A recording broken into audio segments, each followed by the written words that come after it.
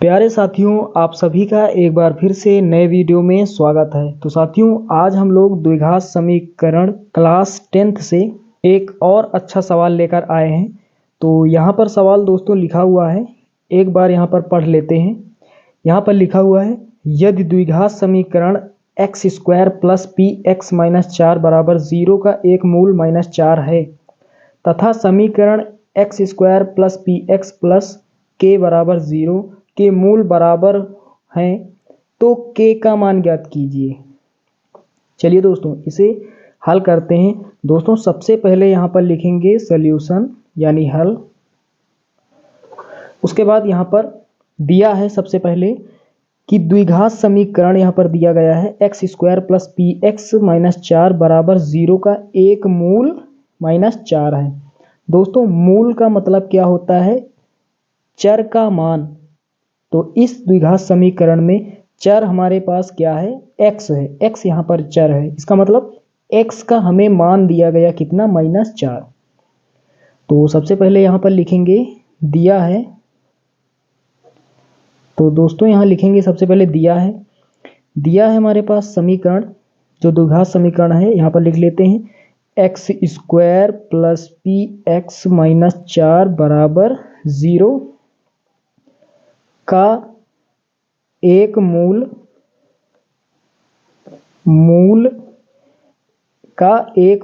-4 है।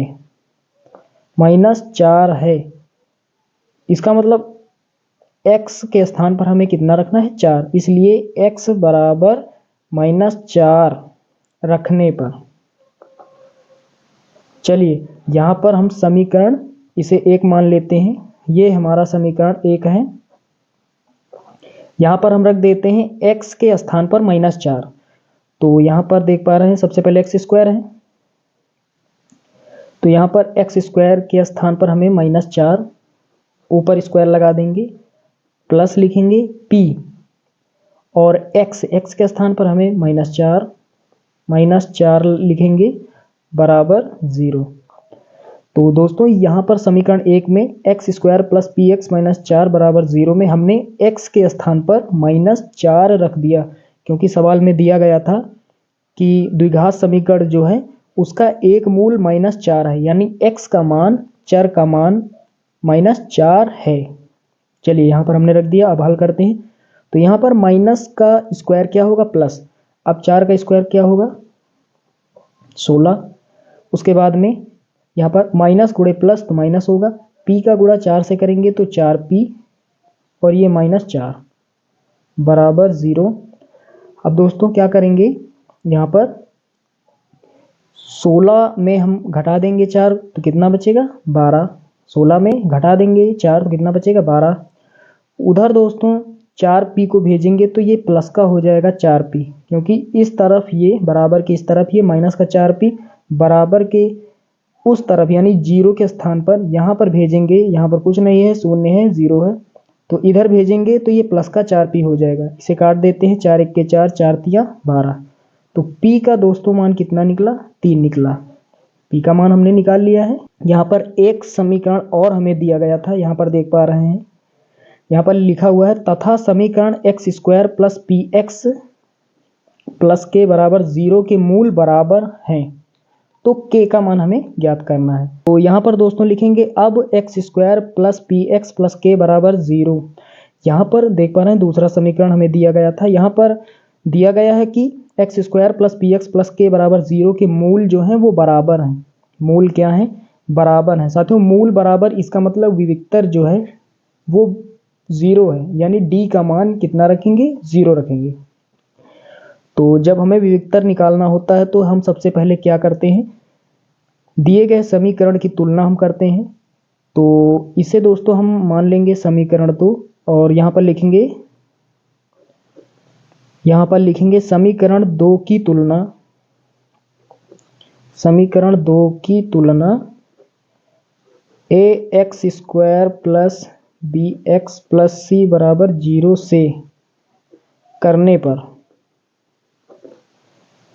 ये दोस्तों द्विघात समीकरण का मानक समीकरण इसे कहते हैं, या फिर व्यापक समीकरण इसे कहते हैं। इसी समीकरण से हम द्विघात समीकरण की तुलना करते हैं। तो यहाँ पर एक्स स्क्वायर के बराबर है, तो ए बराबर कितना हो जाएगा, यहाँ पर एक कुछ नहीं तो एक, यहाँ पर एक हर संख्या का गुणांक होता है। एक्स के बराबर है, तो यहाँ पर बी के स्थान पर कितना हो जाएगा, तो बी बराबर यहाँ पर क्या हो जाएगा, पी। और दोस्तों आगे लिखेंगे बी बराबर पी का हमने अभी मान निकाला, यहाँ पर देख पा रहे हैं। तो p बराबर कितना रखना है, 3, तो यहाँ पर क्या रखेंगे, 3। चलिए उसके बाद c अचर पद है, तो c का मान यहाँ पर किसके बराबर है, k के बराबर, तो c बराबर यहाँ पर k। चलिए दोस्तों आगे हल करते हैं। हमने a, b और c का मान निकाल लिया है।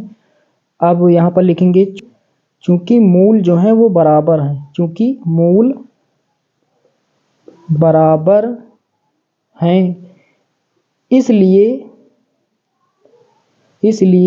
d का जो मान होगा वो 0 के बराबर होगा, यानी विविक्तर जो होगा वो 0 होगा। तो विविक्तर यहाँ पर क्या होता है, विविक्तर होता है d बराबर b स्क्वायर माइनस 4ac।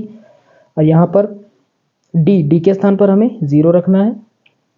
उसके बाद में b का मान लिखकर हमें स्क्वायर लगा देना है। तो b का मान यहाँ पर 3 है, यहाँ पर 3 हो जाएगा, स्क्वायर लगा देंगे, माइनस लिखेंगे 4 लिखेंगे।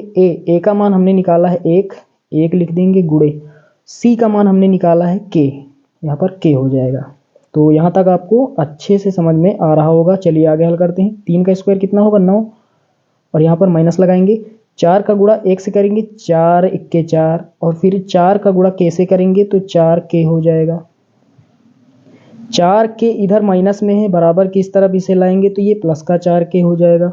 और यहाँ पर कितना हो जाएगा, यहाँ पर हो जाएगा 9। अब दोस्तों हमें k का मान चाहिए, तो k बराबर यहाँ पर क्या हो जाएगा, 4 इधर गुणा कर रहा है, बराबर की उस तरफ ये भाग में हो जाएगा, यानी उधर जो संख्या है 9 इसके नीचे आ जाएगा। तो k का दोस्तों यहाँ पर मान कितना हो जाएगा, 9/4। ये यहाँ पर इसका आंसर हो जाएगा। तो साथियों आशा करता हूँ कि ये आपको अच्छे से समझ में आ गया होगा। चलिए दोस्तों मिलते हैं अगले वीडियो में, तब तक के लिए जय हिंद।